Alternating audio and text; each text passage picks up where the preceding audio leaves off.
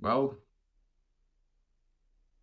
let us go. Well, good morning, everyone, and welcome to the next edition of a Spry webinar.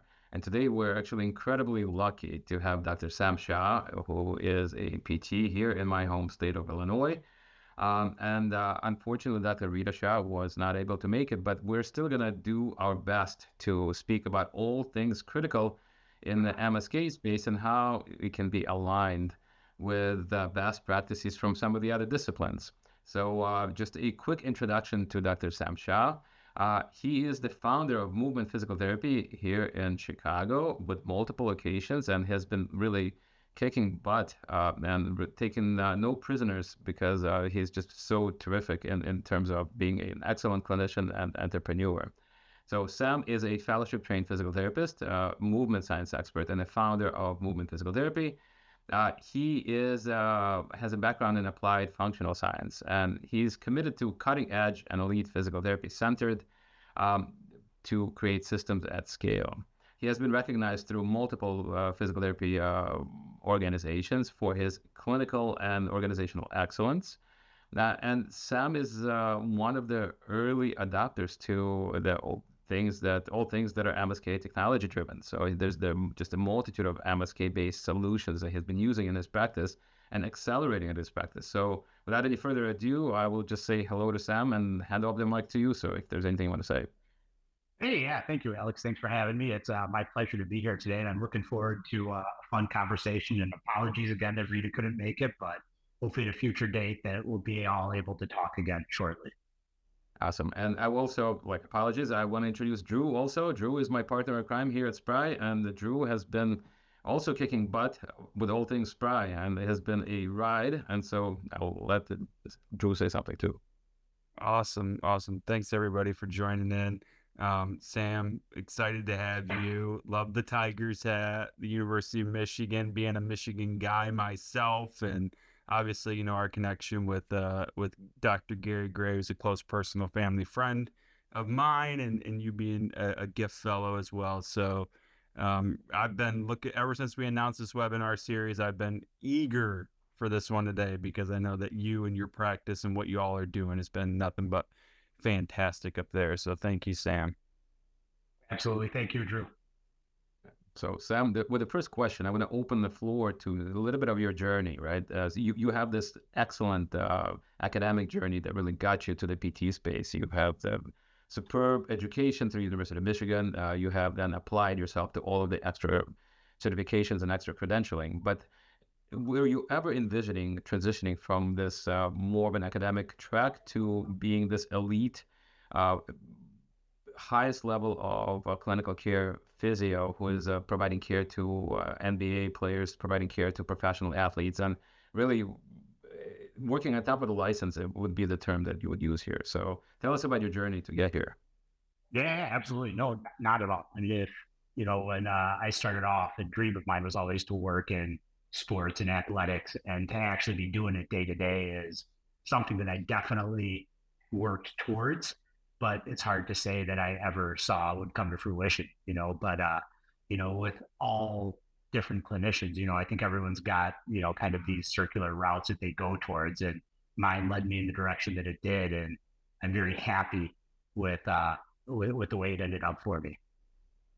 Yeah. And then in the same too, kind of transitioning that, right? And you talk about your origin story and after you got your DPT from Nova Southeastern, you actually have a unique situation to where you committed to a 40-week fellowship with the aforementioned Gary Gray and the Gray Institute, and um, a serious level of dedication. Definitely, I from my personal experience, being a guy who grew up in the same town as Gary, know that it was beneficial. But can you just share with the audience who might not be quite as familiar, what that experience changed for you and how you view movement with that? Yeah, absolutely. So I will say, based on my PT education at Nova, it was a very foundational basis of PT, which a lot of PTs would probably kind of speak towards as well. When you're in the school setting, I think your predominant focus is making it through school and understanding the basics. going through the concepts, understanding different pathways, physiologies, different anatomy, all those different types of things. But, upon graduating, what I found was I wasn't 100% centered in terms of what I felt, I was passionate about. I always felt like I was missing something. And doing the fellowship through the Gray Institute, that's definitely something that, really spoke to me at the time, where it spoke to me from my mind and how it worked. I looked at things a lot more biomechanically, and I felt like the Gray Institute really kind of emphasized that. And a lot of the things that, you learn through school are a little bit more, I don't want to call them cut and dry, but, it's A plus B or 2 + 2 = 4, where I felt like things with the Gray Institute, they introduced this gray space, and they said that, you have to think out of the box a little bit more. And, don't just look at origin and insertion. Don't just look at true muscle function. Look at things a little bit differently. And as a clinician, it is, it always taught me to look at things a little bit more in depthly than what I normally did just graduating from school. But it was definitely a level of dedication that it was on top of a 40+ hour work week. You're doing school assignments again, and this is 5-6 years out of school, so it was hard to kind of get back into that practice. But after doing it over the course of the year, it was fabulous. I wouldn't change anything about the whole journey that I went through with the Gray Institute. And it's reflected by, I think, the high caliber patients you're receiving, right? And the trust they put in you as a clinician, as an advanced clinician, with your knowledge and understanding of all of these advanced techniques and advanced strategies and structures. So it's awesome. So I want to pivot a little bit and ask you a question about the foundation of your practice, like an opening your practice in 2011, like in a pretty scary time for anyone, right? Like we're just recovering from a pretty cataclysmic economic event. And so what were some of the steps? What were some of the structure and strategies that gave you that like confidence to like say, Chicago market is missing this high level clinical presence, and I'm going to do it. So walk us through your journey there.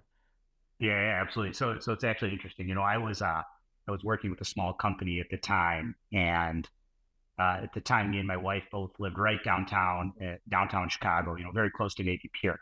And we were members at a gym that was right across the street from us. And I remember walking into that gym, 3-4 times a week.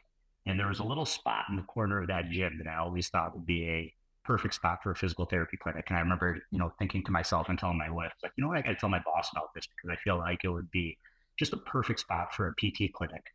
And I kept going over it in my head, like, hey, great spot for a PT clinic. I had mentioned to my boss at the time about putting it there. And then I clearly remember waking up, in the middle of the night and being like, well, I don't necessarily have to tell my boss about this. It's something that I could probably do myself. I've worked in small clinics for a while now, and it's a journey that I think I'm willing to take, and it's, thankfully my wife was working at the time, so we could take a leap of faith and, do something like what we did. And to your question, Alex, it was a rough time because it was right during, banks weren't lending at all. People were very tight with money. And I remember reaching out to some advisors at the time and asking them, hey, what do you think? This is my idea. I want to open up a PT clinic in this gym. And, I think that, in the long run, it's going to be very successful. And I would say the majority of them told me that, hey, it's a great idea, but why don't you wait for the current market to kind of stabilize a little bit and then reevaluate what it looks like. I was already into the process. So I remember going to 2 to 3 banks and asking for loans, and both of them said yes. And at that time when banks weren't necessarily lending, they saw something that appealed to them. So at that moment right away, I was kind of like, you know what, I think I am onto something. I think this is something that could be a little more sustainable and something that can grow. So, therein lies the birth of it in 2011, and, growing into what we are now, it's been a great journey.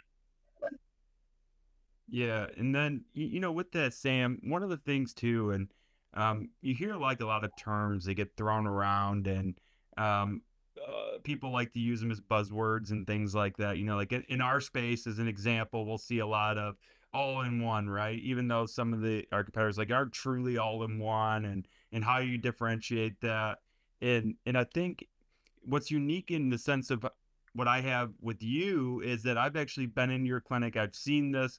So can you kind of share with the rest of the people who haven't seen it though, what you mean by like actual patient focused care and how you really differentiate yourself? Because at the end of the day too, Chicago, and we said on a previous webinar where we had somebody in that area, it's not an easy market because it's the home of, some of the biggest players in our space. And so where it seems like there's one of those on every single corner. So how do you really use that to differentiate yourself in your market? Yeah, absolutely. So kind of what you just said, that last part of your statement kind of really rings true. There's one on every block. So I think, everyone saw that there's one on every block. How can all these different places kind of survive? What is the differentiator? The differentiator is it's you, right? As a clinician, you're the differentiator. As a system, you're the differentiator. And at a time where I think when I started off, three of the largest PT companies were based out of Chicago. I think people were looking for something that was a little more patient centered. They didn't necessarily get that same type of feel from, some of those other clinics that when they would come into us. And to this day, that's still the biggest thing that we hear is that, oh, we went to, place A and, we didn't even see the therapist. It's amazing that you guys actually spend the amount of time with us that you do. And, I think physicians appreciated that from a referral basis. Obviously, the patients appreciated that, and the outcomes were improved as well. As you see the patient through the continuity of their care, it was really, really important for us as clinicians to kind of make sure that our patients were getting better and going back to their physicians and saying, hey, you know what, this group over here really helped us. I think that's superb, and I think that the proof is in the pudding, right? Like, so the patients know what quality is, and especially once they have experienced receiving care from one of your clinics, it would be very hard for them to transition back to that model of just a cookie cutter assembly line care, right? So I think I want to ask you then. The next question is like, it really is in a time where most of these cookie cutter practices and the national organizations are transitioning to these like just high volume assembly line care. How do you sustain and how do you just keep up with that 60-minute one-on-one sessions in Chicago, right? Like with the pressure on you, like what are your strategies? What is your vision and how do you operationalize it? Sure, absolutely. So I would say that I've been lucky to kind of align myself with different organizations that help out. That's one thing. So I'm in a couple areas of the city that are, frankly aren't cheap. We're right in Streeterville, which is right downtown. We're in River North, which is another, high volume area. West Loop, another high volume area. Up in the north side of town. So I mean, I think what we've done is we've kind of found different organizations that are like-minded. So, for example, in one of my clinics, we have a group that we work with that specializes in neuro-based exercise. It's something that's been passionate to me for a little bit as well too. So we've been able to kind of a good symbiotic relationship between the two of us, where they're in the clinic as well, and we're able to cut down on our overhead a little bit having them with us. More importantly, too, I think systems are important. And having one, clinicians obviously, but two, having systems in place that help out in things like Spry, who helped out tremendously. I put a lot of onus on my clinicians. I let them practice very freely, and I let them have a lot of freedom in terms of what they're doing. And because of that, I have to operate fairly lean, just because of how we are in what we do. We don't have, some of the same things that one of the big box organizations might have. So we have to kind of make sure that our I's are dotted, our T's are crossed, and our clinicians are able to kind of efficiently get things across to the patient. So demographics, insurance verification, all those type of things that are rolled into, Spry have been very helpful for us to make our systems more efficient in getting things to the patient, and at the same time cutting down on some of our overhead costs as well.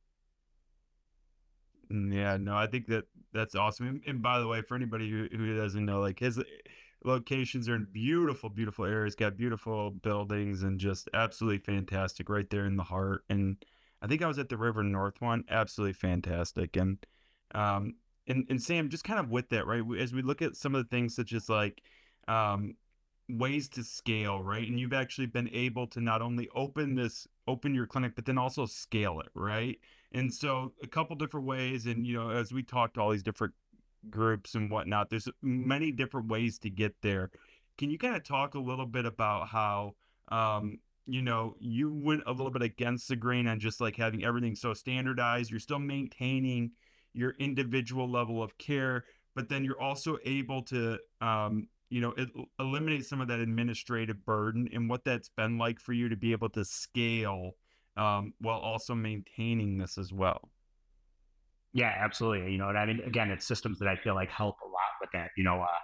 We've been operating the virtual assistant, which has been very helpful for us. And the idea of scaling with that is a little scary initially because we don't have necessarily an office manager or anything like that. We're depending a lot on our therapist to do a lot of that. And I think with it comes the freedom of them practicing the way that they want. They're all coming from different organizations where it was a very number based program. You know, things were very metrically based, which is obviously helpful from an owner standpoint. But, I think what they were noticing was their level of care wasn't getting to the point that they wanted. So from my standpoint, what I see now is as we book our therapists, our cancellation rates are down. Their reimbursement rates are perfect. Their outcomes are doing good. And they're seeing the amount of patients that they want to see in a week, which has been helpful for me. Not only that they want to see, but that I want to see, so from a business standpoint of view, it's helpful as well. Right. I think in an ideal world of patient, clinicians would see 25, 30 patients a week and practice the way that we practice. That would be ideal for them. But obviously that's not going to cut the numbers as well. So from an owner standpoint, having them vested in kind of what they're doing, giving them the independence of what they want and being able to scale our practice that way has been great. Awesome, and that's the truth, right? So we kind of artificially encapsulate ourselves with these generic numbers that 8 patients a day is ideal, 12 patients is ideal. There's no ideal number. It's based on the setup and the infrastructure you provide to the clinicians to practice optimally. And I think the optimal practice, like especially when well supported, should not be encapsulated by that one generic number. So I think, and you are the perfect example for it, right? You created a perfect ecosystem for therapists to thrive, and the therapists want to come and work in your facilities because they're being supported, they're being cared for. You're doing what you can as a clinic owner to support their clinical output. So that's right on. So thanks for doing that, dude. So I'll move a little bit more closer to home because you and I both call the same city home, right? There's like Chicago is awesome, and I'm biased, and sorry to anyone else who's listening, but Chicago really is probably the best city in the United States, except for Detroit, I guess. So, but there's 77 neighborhoods in the city. Like, what were some of your strategies? What were some of your reasoning behind where you opened the clinic? And then how did you approach each clinic? Did you have something specific so that you can become ingrained in the fabric of that specific neighborhood, and how does it reflect in your practice? Yeah, absolutely. And Alex, I'd be lying to you if I said that I did a deep demographic dive into each area and figured out what it was. But, I live my life out of convenience. And, so when we opened up our first clinic in Streeterville, the clinic was literally across the street from me. It was a 30-second commute, from door to door for me to go from the 14th floor of my condo down to take the elevator down and going across the street. But that being said, I did do a basic demographic dive into the area, and the only clinics that were available down in the area that we were, which was down in Streeterville in Chicago at the time, was one big box one and one hospital based one. And calling and doing a little bit of research, I noticed that the wait times for both these areas, for both those clinics was huge. So I wanted to serve that population because, if you've been down to the area, you're right off Michigan Ave, there was a growing density of residential people coming to that area for office, and wanting to live the downtown lifestyle. So, I think I caught it right at the right time. So for our Streeterville location, one, odd convenience for me, and two, just really kind of understanding the drive of people wanting to be right downtown, and seeing the buildings going up left and right, and me and my wife are part of that, right? We were in a brand new building right downtown, and I looked out the window and I saw 5 or 6 new buildings being built. So I knew that at that time that would be a great area to kind of set our feet down initially. I would say my second clinic over in River North was based more out of just a great opportunity. I work with a few different sporting organizations. One of them was a hockey clinic who was opening up a recovery center. And, through the process of that, they wanted a therapy provider on site. And, the stars just aligned again in a perfect time for me to, one, I was ready to expand, and two, the opportunity and where that clinic was, just spoke to me. So it worked out perfectly. Our clinic up on the north side, again, based mostly out of convenience. Once me and my wife moved up to the north side of town, my kids went to school right across the street from where that third clinic is, and after a little demographic dive into that area, I noticed there weren't that many small, niche, quote unquote niche PT practices. It was all a lot of the major organizations, the big box ones that were in that neighborhood. So I felt like it was our opportunity to kind of, do something a little bit different that the neighborhood hadn't seen. And then at the same time, we try to do things within each neighborhood to kind of, ingrain ourselves to let people know that we're not just, we're not just we're not just another physical therapy practice. Essentially, we've sponsored 5Ks, we've sponsored little league teams, uh, we're at local events, we're active in the Chamber of Commerce. We're doing things to make sure people know that we're not, we want to be ingrained within the communities we are here in Chicago, because each community is so different, so vibrant for so many different reasons. We want to make sure that we're represented within all those different fabrics of the neighborhoods we are in.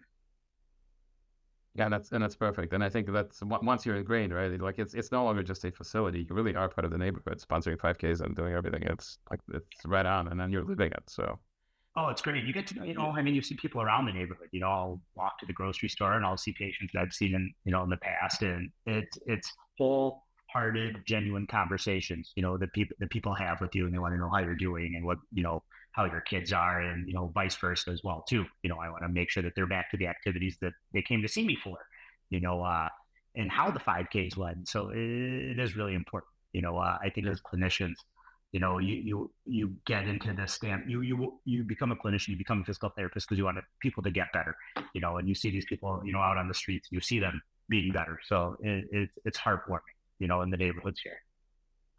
absolutely. So Yeah. go ahead. Sorry. Yeah, I was gonna say, I think, Sam, you're really unique in the sense of, you identify, or that there's a problem or something along those lines, right? And you're always looking for the solution, or looking for a way to help people. And um, I'm a big believer in stories. Like, if I've ever been on a call with any of the folks who are on here, that I'm sure they've heard a Sam Shaw story. They just might not have known it was actually you, that we talked to, and you've been so instrumental to us in providing us feedback on our platform, whether that be testing out new features and things like that. And we're so grateful to have you with us. But before that, you were on other systems. What kind of led you? What were some of your frustrations that you had with other systems, that in things that they weren't able to accomplish for you? And then on the flip side of that, how has it been with those since you've transitioned with us, and have you been able to kind of solve those problems and whatnot? Yeah, absolutely, absolutely. So, in all honesty, and I've said this on some of the reference calls that I've had for Spry, I started looking for a system during COVID when the world had a lot more time to do things like that, right? And it wasn't necessarily out of a necessity. It wasn't because I was looking for anything. I was never overly thrilled nor overly upset with my current, with my prior practice management system. But then when I started exploring and starting to see the features that were out there and the things that I wasn't getting, it became more evident to me that, wow, I'm paying a lot of money for something that I'm not really utilizing, and that's kind of what led me down the road with Spry and saying, okay, well, we can do these type of things, and, talking to everyone in the development team, and, beginning my journey with them, because, at first, in some ways it was a leap of faith, right? We had a new organization that was starting off, and I didn't know which direction it was going. Where in the past I had a system that, was tried and true, that had been working for me, albeit not to the way that I, thought it would, but, it had been doing its job. But taking that leap and saying, okay, well, now we can do things like we can do an AI scribe, we can do things like sending outcome measures straight to the patient, we can do all these different things that have made our lives so much more efficient. It was a huge game changer for me. So I think, you mentioned it before, Drew, when you said all in one, but the fact that, having the systems as a clinician and an owner, you want to be able to pull reports, you want to be able to, you know, check insurances, you want to be able to send home exercises, you want to be able to chart, you want to be able to do all that without having 19 different screens up.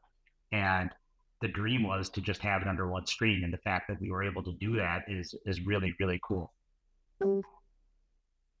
Awesome. Yeah. So if you don't mind, I'm going to take a little bit of a sidetrack, and I know Rita is not here, but I would still love to talk about some of the parallels of Sure. what we as a discipline can really do and can borrow from some of the other disciplines to actually enhance what we are. And I think one of the strongest foundational business structure in dentistry, right, is this year after year retention of patients, because there's a strong communication, and so the patients anticipate that year after year you're going to have your checkups, you're going to have this relationship pretty much for your entire life.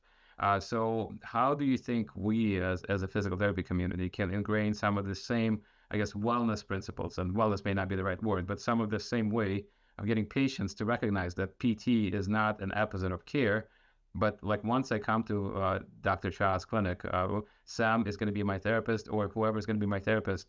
And anytime I need something else for my musculoskeletal needs, I'm going to go to Movement PT because that's my home. That's my musculoskeletal provider. So how do you think we can get to the same alignment? Yeah, absolutely. I mean, that's a great point, Alex.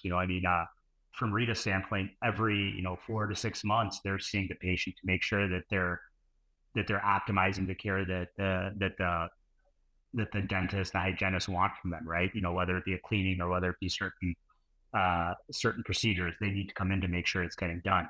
I wouldn't, and that's one part of your body, obviously, right? You're looking at your teeth, but I think from a physical therapy standpoint, I mean, if we're looking at, I don't want to call it to your point, wellness checks, but looking at, how our bodies are moving and how efficiently we're moving, with the current kind of way that I feel like people are working right now, you're whether it be ergonomic checks, whether it be, pickleball form checks, whether it be things like that. I think as a community of therapists and musculoskeletal like experts, we have to make sure that our, not just patients, but our population is staying healthy, is doing the things that they need to be doing to kind of reduce the risk of injury.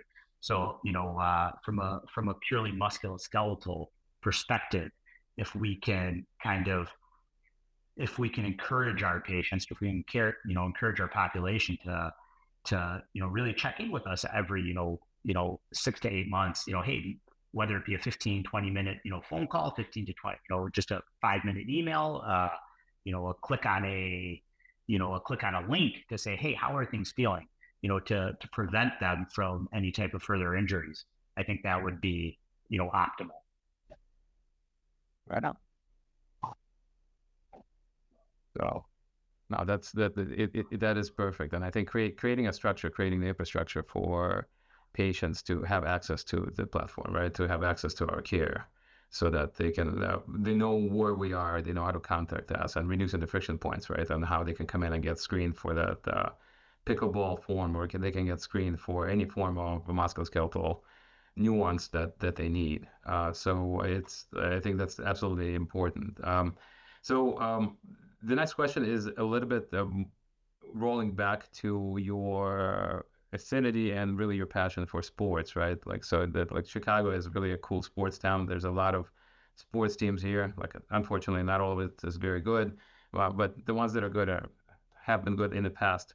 So how do you look into building a practice that actually takes care of these elite athletes? And did you have to do anything specific to get this high level patient population? And in return, do you feel like it changed you as a professional when you were taking care of these $1 million machines, right? Like, so do you do anything different? So.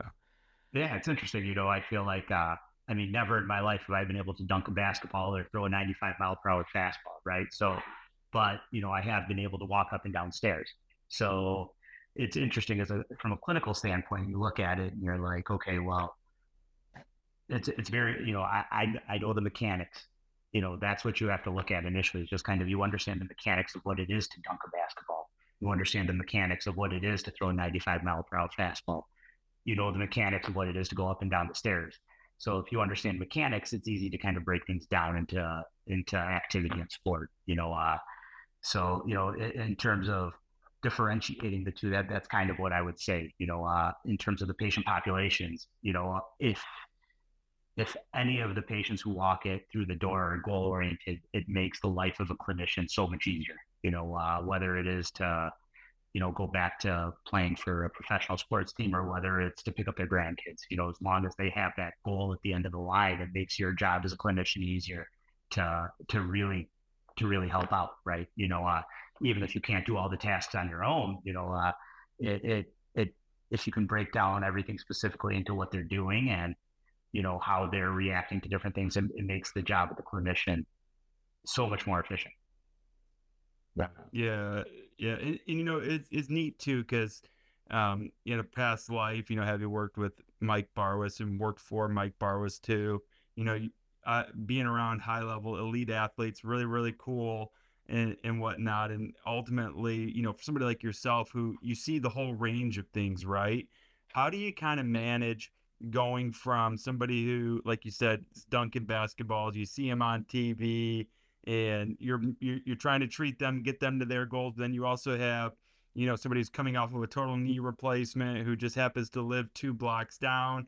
And then the interaction between them in the clinic coming and going, especially when, depending on which athletes you get, some of them can have be a bit more high maintenance than other ones. How do you how are you able to manage and navigate that, and then, still run the business and everything like that? Yeah, it's a good question. So thankfully, all the athletes I've had have been fabulous. They've been more than willing to interact, because I think at the end of the day, I think, one, they're used to it, and two, they realize that my job is to get them to be better and to feel better.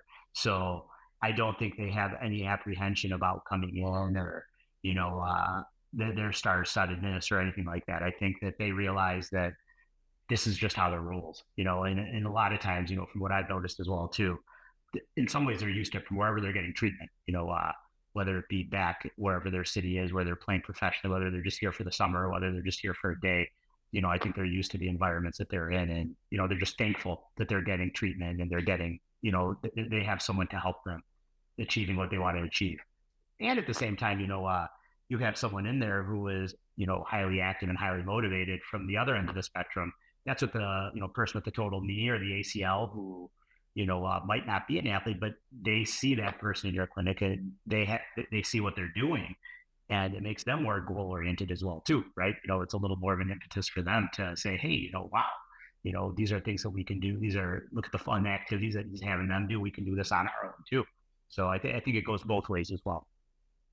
Yeah, for sure, for sure. I think that's like it's always a bi-directional relationship, right, between you and the customers, or patients. This has been on the top of my mind for a while, and I want to see what you think of it. I think one of the greatest probably beneficiaries of the way that the dentistry and the dental profession has positioned itself is that they're the gatekeepers of oral health, right? And there's obviously specialization, but like anything that's associated with oral health, like that's dentistry. What do you think are the steps for PT and allied health professionals to position ourselves as a musculoskeletal gatekeepers? Like, so what are the steps? What's missing? And what do you think we can borrow in terms of technology, and how we can integrate this technology to really become musculoskeletal gatekeepers in the United States? Yeah, that's a great question, Alex. So looking at it, I feel like one, technology is huge, kind of what you alluded to. There's so many different, for example, like in Rita's practice, she has the visualization there, right? You see a cavity, boom, this is what you have to do to kind of correct it. From our world, what we have to do is, I think, embrace the technology that's out there, right? There's force plates, there's different musculoskeletal tools that you can show imbalances between people's bodies.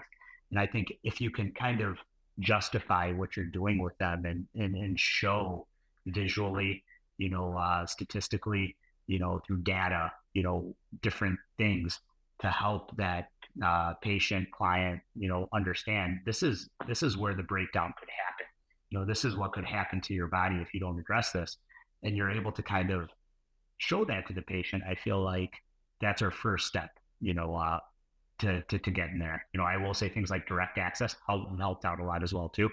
Getting the patients in the door, right away prior to injury, helps out a bunch as well. Yeah, Yeah.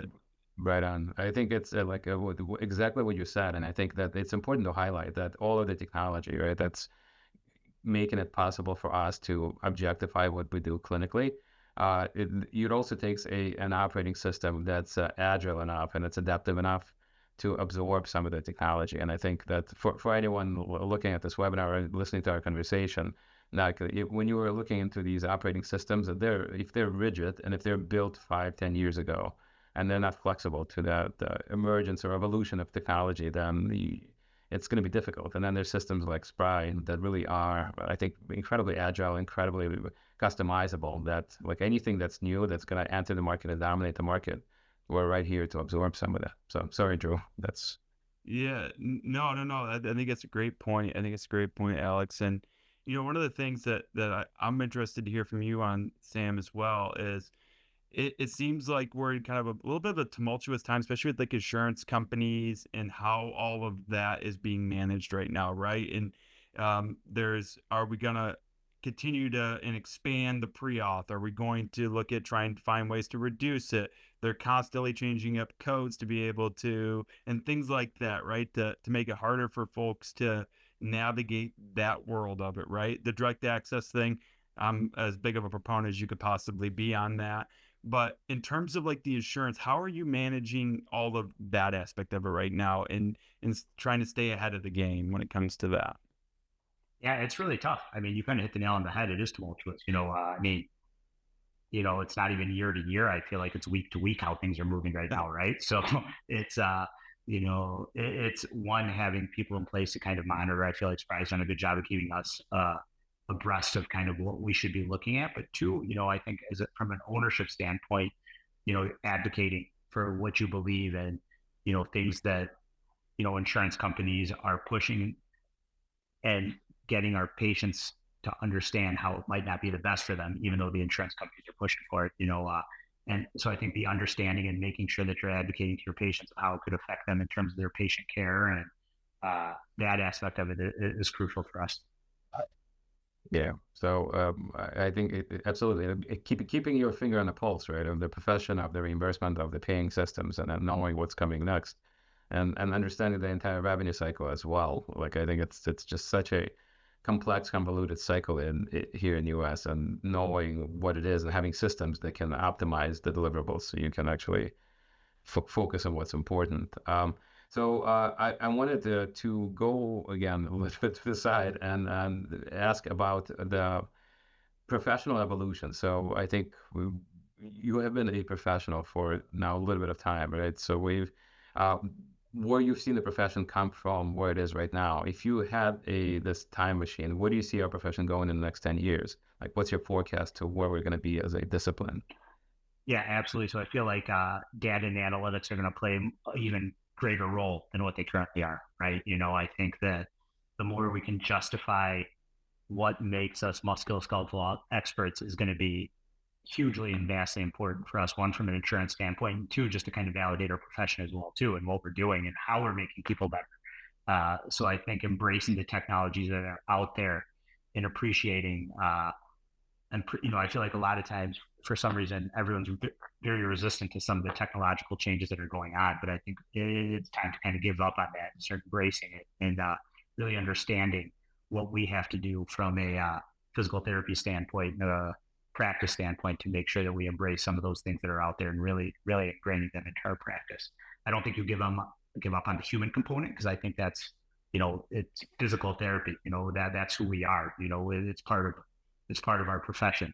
But we have to be able to integrate our manual techniques within some of the data-driven and technology-driven things that are just here to stay. Yeah, no, I'm wholeheartedly agree with you on that. And one thing, and I just want a little bit about ask a question about us too, right? And we've experienced over the past 12 months so much growth as a company with Spry, and um, it's been just absolutely awesome. It might not feel like it quite as much to you because you're getting about the same number of reference calls as you used to, but that's because we've added so many clients that you're in a rotation. So now we've got everybody matched up based off of, if we need a reference call, oh yeah, this is somebody who's right about Sam size. This is somebody who's right about, like we've done one with Cohen or with Mark, and we've got all these different people now. So it's been really great in that regard, and we appreciate all the work that you've done in helping us and just telling your story right with us. But in your opinion, some of the fundamental and foundational features, what do you think are those ones that can really help other ones? So for all the folks who might be on this call or listening in who haven't gotten to talk to you because they've talked to other references that we have, what would you say from your perspective are those key features help that can really help their business? Sure. So I'll speak one from a clinical standpoint because I'm still clinical. I'll speak two from an ownership standpoint. One from the clinical standpoint, I feel like the Stride was then a game changer. All the PTs love it. It's cut down on their documentation time tremendously, at least by 50 to 75%. They really appreciate the ease of making a note. If you ask any clinician, they love treating patients. They don't love documenting. So the fact that it takes a big chunk of that away from them, they really really appreciate it. So I think kudos to you guys for making a system that's really embraced that technology very quickly. Number two, from an ownership standpoint, I would say the ease of use. We kind of alluded to it before, Drew, when we kept talking about an all-in-one product. But the fact that I can get reports of productivity, with it from before, it was such an antiquated system. What I would use before to kind of pull up the reports that I needed. Nowadays, it's two clicks of a button, and I can get something that tells me the same type of things in greater depth, and I can extract the things to me that are the most important.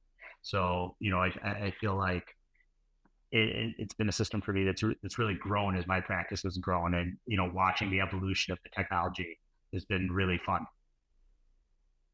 Yeah, like it really has been, right? Like, and just seeing it, like how far it's come, like almost even like 2 or 3 years, and like it's crazy exciting to know that like this is just a foundation, and that goes into how a lot of these tech companies are built. Some are built retroactively, just trying to patch up things that are from an old technology standpoint, and some are built proactively, like Spry, where it's built to be almost future proof because that technology is built to adapt to whatever's coming next and to move along with it. So that is awesome. And thank you for being that adapter, Sam, or thank you for seeing the vision and actually integrating it into your thriving practice. So that is awesome.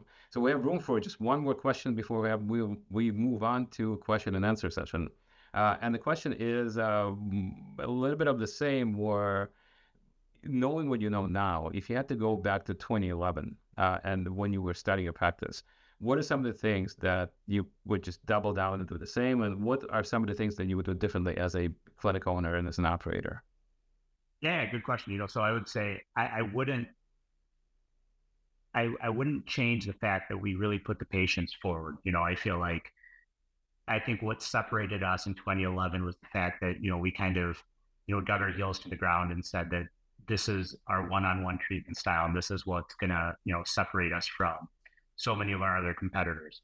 So looking back on it, we've held true to that up until this point. 14, 15 years later, that's still our motto, and we're still evolving from that and still excelling at that as well too. So the ways that it's changed has been a little bit more kind of the adaptation of how we've been doing things from a clinical standpoint, where we've incorporated more modalities, incorporated more analytics, incorporated more technology. But the basis of what we're doing is still so patient-centered, patient-focused, and direct care. So I wouldn't change any of that. And then the second part of the question, Alex, was? The second part of the question is the lessons learned, and then like that's what you would break, and then the second part is like what like did they change, right? Like which things you would change in 2011 if you could, knowing what you know now. Yeah. I mean, I would say on the front end of it, because it is hard to go back, would be try to try to put systems in place to make your life easier to excel at what you want to do, what you're good at. So, before, I hate, I hate the documentation part. I don't love some of the business aspects of it. So, figuring out methods to kind of ease some of that burden for you and figuring out the best systems to put in place to make some of those things the easiest for you to do. We do have a couple Q&As, and it would encourage folks, if you have some here, throw them in. I love this question, and I wish we had Reed on here to answer this as well. But with you've seen PT and dental up close. If you were going to go back to school again, which would you choose, dental or PT? And a follow-up to that is I believe from the same person as anonymous, so I apologize if it's not, but it was about, the PTs, at least this person and those that they know, feel burnt out and exhausted, right? Do the dentists and those in the dental field, do they feel the same way? That's to the first question. So Rita, my wife's a dentist. My sister is a dentist. Her husband is a dentist. I have dentists all around me. If you asked me if I wanted to go to dental school, not a chance. To this day, having 3 great dentists that I know, I still don't like going to the dentist. So I can't imagine going to a place that I don't like and actually working there like full time. Couldn't do it. No. So no, I'm very happy with the profession I chose. Rita's a great dentist, and she loves going to work every day, but I don't think she would flip flop either. I don't think she'd do PT either, just because that's not her passion. I found my passion and I was able to run with it similar to her. For the second part, does dentistry have the same amount of burnout amongst I don't think so. For some reason, I don't think so. When I look at her current situation and I look even in the Chicagoland area, what I see dentists who are practicing into like their early 80s. I don't see a lot of PTs like that. I don't know why that is. I think they do cut down on their hours a bunch as time goes on, but I see a lot of older dentists practicing. And for whatever reason, in the musculoskeletal space and the physical therapy space specifically, I don't necessarily see that as much of an option and out there as much, and maybe that's evolving and changing as we're talking and seeing, things, whether it's wear and tear on the body, whether it's, just straight up burnout, or whether it's not satisfaction. I'm not sure why, but amongst that population, I don't see that happening as much. No. Yeah, and I think so much of it is culture driven, right? So like there's a cultural aspect I think in each discipline that kind of gets ingrained, and then you choose your profession, and then ultimately your profession chooses you. And it certainly is a blessing that you chose PT over dentistry. There's without saying anything about dentistry, a PT world is lucky to have you as one of its members. So that's a personal appreciation. So like to build on it a little bit and to kind of build on that question from the audience about the burnout. Now, what do you think are some of the things we can do immediately in the field to help alleviate some of that strain, and both physical strain, but also psychological strain from the practitioners? And how can we make this like a better way to practice for clinicians out there? Yeah, I think whatever systems we have in place to help alleviate some of the strains that we feel from a clinical standpoint, I think a lot of the things that we have nowadays, we need to be able to utilize them as much as we can. Like dating back to the documentation, when I started off documenting, it was, pen to paper, right? You're writing things out, you're spending a lot of time doing it. Now, in all honesty, a lot of, the PTs who are graduating, hopefully 5 years from now, all they got to do is hit a button and it's recording your entire session and, putting clinical data in there, and, you have to reason, obviously, and you have to put together clinical assessments on your own, and you have to do those type of things. But a lot of the nitty gritty stuff, a lot of the, kind of mundane things can be taken away from you.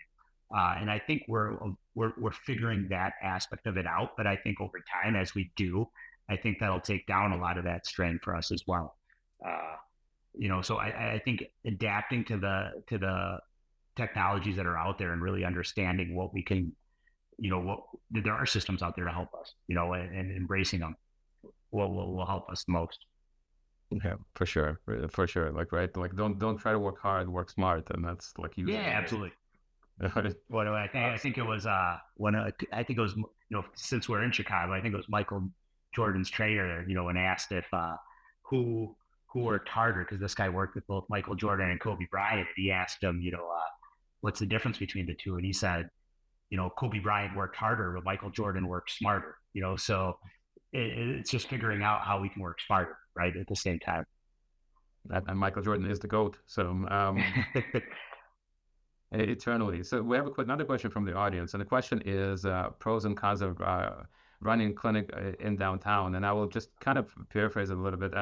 Do you see that there's some adaptable lessons that rural clinics can learn from urban clinics? Like, so running a clinic in a more saturated, dense area, and how can some of these lessons can be transferred to like a more remote, isolated locations? Yeah, I would say, similar to what we talked about, how we pick the areas, is really embracing the area that you're in, right?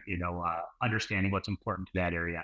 So one of the areas that we're in downtown is more of a youthful, I would call it somewhat transient population. People who are here, could be 3 to 4 years in a downtown environment, right? And they, make a trek out to different, maybe to the north side of town, maybe to a suburb, maybe to a different state.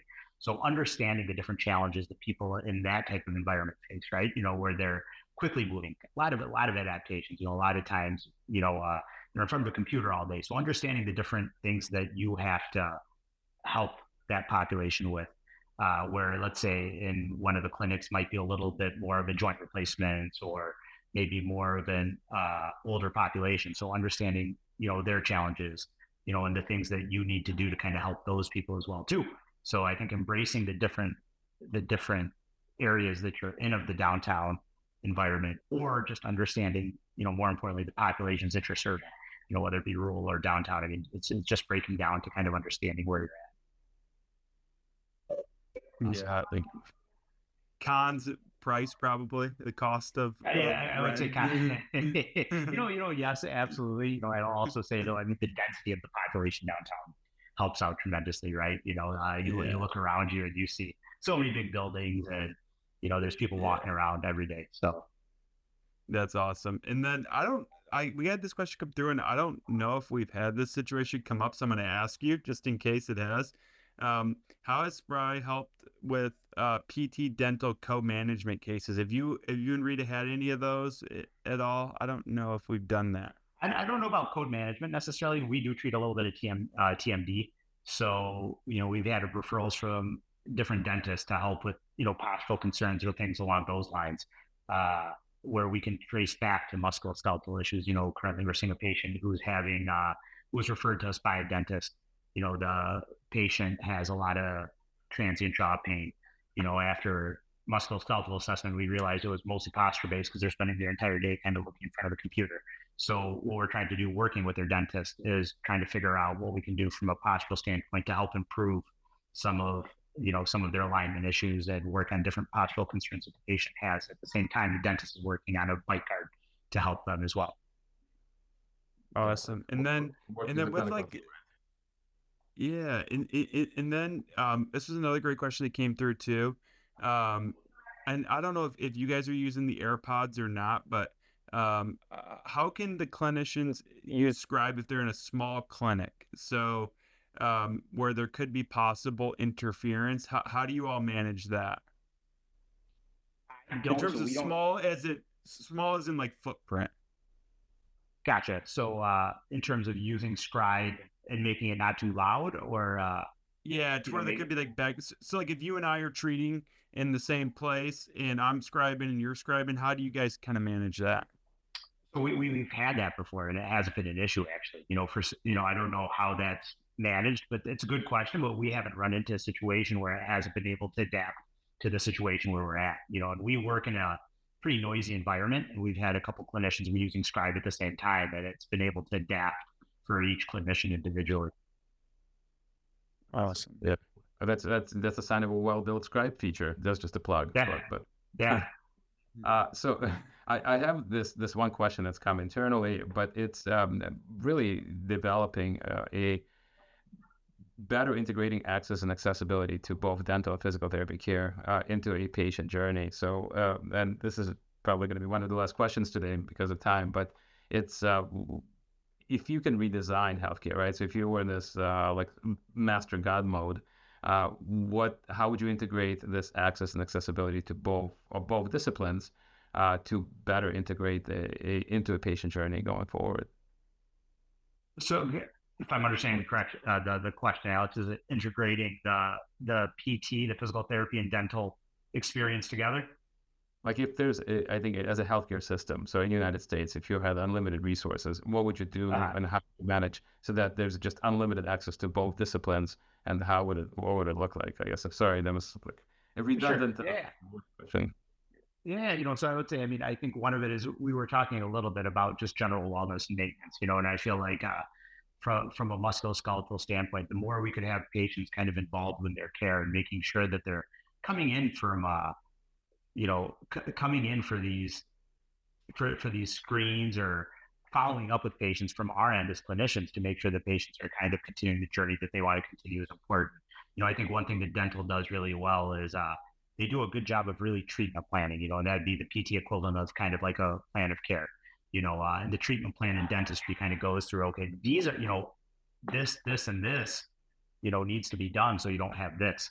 I don't know if we necessarily do as good of a job with that in PT where we say, okay, if you're consistently kind of, you know, if you're consistently, let's say, in front of the computer for 6 to 8 hours a day, this could lead to all these different issues for you from a physical standpoint. So I think making sure that patients are aware of their wellness journey and making sure that they're aware of kind of, the breakdowns that could happen within their musculoskeletal system, having them come in for these, little checkups and ideas, whether it be a 5-part questionnaire or whether it be something along those lines of having the patient understand kind of, what we need to do to make sure that they're kind of embracing their own wellness and really kind of stepping forward and staying healthy. That's awesome. No, I think that's spot on, Sam. I think that's like you're creating an environment where somebody has access and accessibility and feels like the entry point is well defined and well delineated, right? For what we do and how we can deliver care. Like so, just optimizing efficiencies. So I want to be respectful of your time, and we will wrap up the question and answers. So first, I wanted to thank you, Sam, for being a part of this journey, like on 3 levels. On one level, I want to thank you for being an exemplary clinician because I think it's just time and time again you prove that you are absolutely one of the best clinicians in Chicago and probably U.S. So thank you for that. Second, I want to thank you for driving technology forward and both being a pioneer with Spry, but also pioneer in this health tech space where you are pushing technology into musculoskeletal space, and that's exemplary. So, and third, I want to thank you on a personal level for being so humble and well-spoken and articulate on this webinar. And that, like, this has been terrific. So I want to open the floor to you. So if there's anything you want to say as a departing message or words. So. All right. I appreciated the time, Alex. Thanks for taking the time to talk with me. It's always a pleasure, and I think anything we can do as a profession to kind of push forward, we can try to do together. So it'll be great to watch the journey of Spry and, hopefully embracing the future growth of physical therapy as a practice and the growth of Spry as well, too. Awesome. Well, thank you for that. Thank you, guys. Thank you, everyone, for attending this webinar. Hopefully this was informative. And again, thank you, Sam. And this was great. Go Tigers, go blue, right? Go Tigers, go blue. Amen. Absolutely. Thanks, everybody. Thanks, guys.